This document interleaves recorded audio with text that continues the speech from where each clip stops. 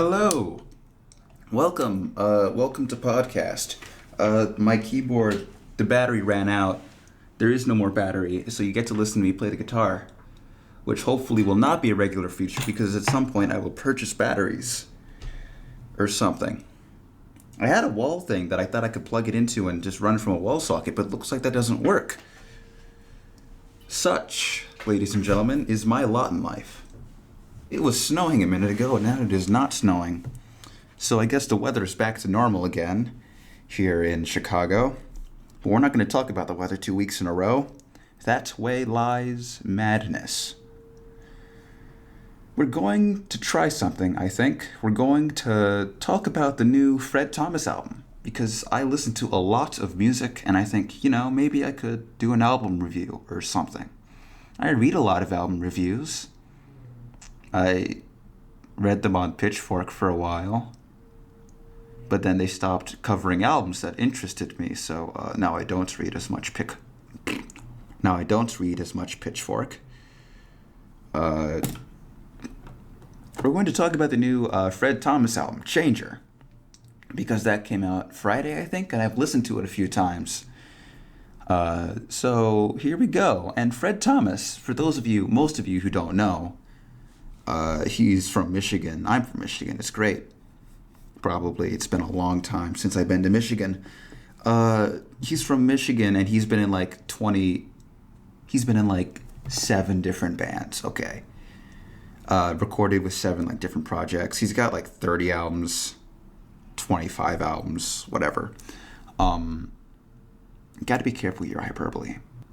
The point is, he's been doing this a while. He's been doing this since the late 90s. As long as I've been alive, for crying out loud. So, hopefully he knows a thing or two.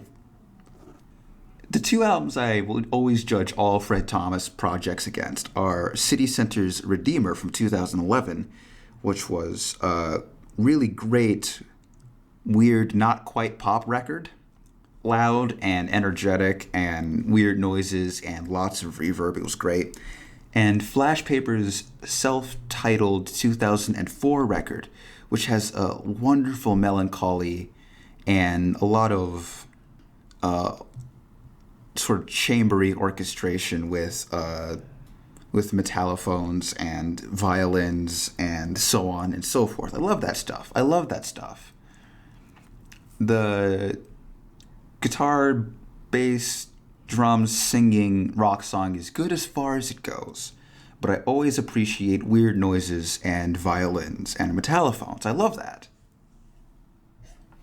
Got some apple cider here. Keep me hydrated in the winter. I love that stuff. So here we have Changer on Polyvinyl Records. Came out on Friday. Made a couple singles from it, of course, that I had listened to beforehand. And I will say that Changer, I'll just lead off, is probably going to be a solid 3rd place in terms of Fred Thomas records for me, which is mostly a testament to how much I like Redeemer and Flash Paper. Changer, it leans closer to the City Center work. There's a lot of, chunky rhythm guitar playing and just straight ahead, straight down the line pop music, but also a lot of the weird touches that you would expect on a City Center album. I'm fidgeting with a stapler, by the way. If you hear metallic noises in the background, that's my stapler. Changer, let me just lay it out. There's about 8 rock songs, there's 2 ambient songs, and then there's 3 songs in the middle, more or less. I might have the ratios a little off, but that's basically it. Most of the rock songs are upbeat. They're best when they're upbeat. 2008 is fine, and August Rat's Young Sociopaths is better than its title, but it's fine. He's best when he's at full gallop. A song like Voiceover, or the opening songs Misremembered and Reactionary. Reactionary is a great straight ahead pop song. Sort of that backwards looking to the 60s feel. That warmth and that vibe. It's also one of the pop songs that is sung, and that's an important distinction. There's a lot of spoken word almost on this album. One of the songs, one of the best songs, is aptly called Voiceover, and it's this 2.5 minute. I mean, it's a rock song in instrumentation, which is crucial because it has that energy to underpin the creeping anxiety and the malaise of the monologue. To quote it, when the lights come on, I've been awake for hours, a thin film of sweat on my skin. And it just sort of insists underneath that monologue until it bursts out into these incredibly colorful horns. I love horns. Horns, I've already expressed my love of the saxophone on this show. It should come as no surprise that the horn in pop music is fantastic, in my estimation. And he employs it well in Voiceover to sort of drive home the emotional climax of the song. It also adds lovely color to echolocation, offsets by the nature of its warmth, the electronic elements that are present. And There Is No Need to Participate has horns too, which quite frankly are the best part of the song because the song is not one of my favorites. There's 13 songs on this record. It's only 37 minutes long, but there's 13 songs. And a couple of them don't really accomplish much.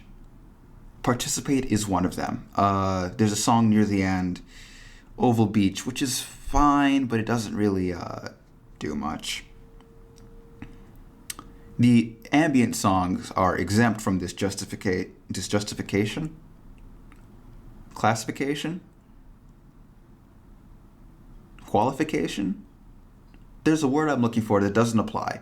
Because I like the ambient interludes on indie pop albums. I always enjoy them, usually, when they're not like too long. And they're pretty short. Well-needed breaks after some of the more energetic bits and before other energetic bits. It's a pretty well-paced album, fast song, slow song, medium song, ambient song, song with no drums, song with electronic drums, fast song. And there's a pretty good ratio of spoken to sung as well. It's mostly sung, I would say. It's mostly sung, so the spoken word songs, they stand out a bit more, they have more color. This is all me saying that this is a solid album. It's not like revolutionary, I don't think. It hasn't been in my rotation long enough for it to just rock my world. Just be like, this is the greatest of albums. It's not going to do that, I don't think. It might surprise me. But it has an immediacy that, while incredibly appealing, I don't know if that says a lot about its staying power. Because, the best albums are always growers. And this song pretty much puts it all on the table up front. Not to say that I'm not deepening my appreciation of it. It's a strong album. It's a strong, solid album. Like a B? Yeah. I'm not good at this entire ranking albums thing. So I'm going to give it a B because I like it. There's not that much room for improvement. Yeah. Let's go with that. That's a summary judgment changer. Not that much room for improvement. You can quote me on that. Trademark. Patent pending. Good shit. That's all I have to say. If I like what the results are of this, I might do it again. There's a lot of good records coming out. Well, exciting records coming out this year. Tim Darcy from Ought is making a record. There's Persistent Rumblings at the National are releasing a record soon.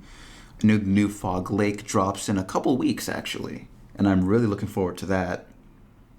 So, thank you for accompanying me on this weird journey of listening to me talk about an indie rock record that came out and that I like. Thank you. Have a nice week, and I will see you. You will hear me. I will not see you, and you will not see me, but I will hear you. You will hear me something. I need to get more sleep. You will hear me again in the future, I promise.